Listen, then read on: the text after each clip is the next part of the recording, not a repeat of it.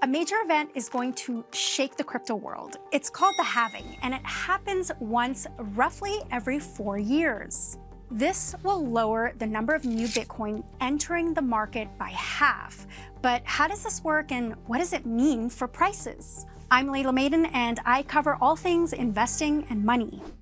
So the way that Bitcoin works is it's a type of cryptocurrency that operates on a blockchain, which is a decentralized network where transactions can happen peer-to-peer or person-to-person. Not one government or entity can have control over it. So because Bitcoin is a decentralized network, there are thousands of computers, which is what we call nodes, operating across the globe, and anyone can own and operate one. And what they simply do is they solve a series of complex mathematical puzzles and verify transactions in the network. Now, the node or series of nodes that find the new block are given a reward in the form of Bitcoins. Right now, that reward is 6.25 Bitcoin. However, that reward is set to be cut in half in April, down to 3.125 Bitcoins. These rewards are cut in half every 4 years, and this event is called the halving.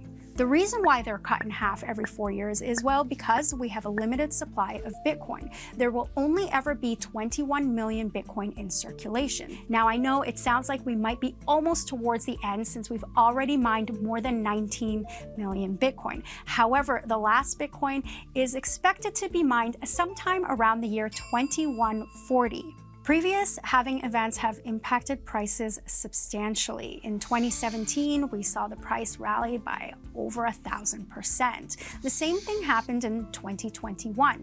Now, investors and traders that understand this pattern, what they'll do is they'll add Bitcoin to their position during a quiet time in the market, or what's called during the bear market, and they'll hold on to this asset until the halving event. And once that halving event takes place, many that have been holding their Bitcoin for a while tend to wait and try to sell at these high prices. When the price of Bitcoin rallies and goes up, it tends to pull the entire crypto market up with it. Those who profited off of the price of Bitcoin are now taking their profits and throwing it into higher and more riskier bets like altcoins to try and make even more money. So there's a lot of things that could impact the price of Bitcoin outside of the halving. One of them is macroeconomics, specifically the US economy and interest rates. A lot of economists and the markets are speculating that the Federal Reserve could begin to lower interest rates by the end or the second half of this year. That could help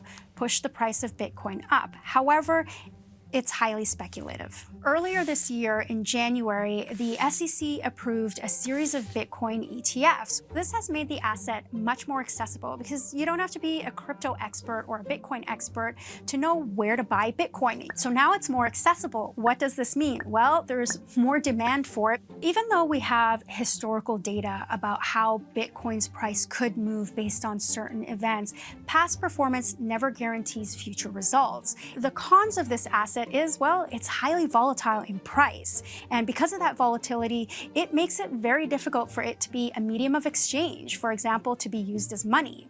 It also makes it a little scary to hold it as an investor. How price may move for Bitcoin in the future still remains unknown. We can say Bitcoin is in price discovery mode right now.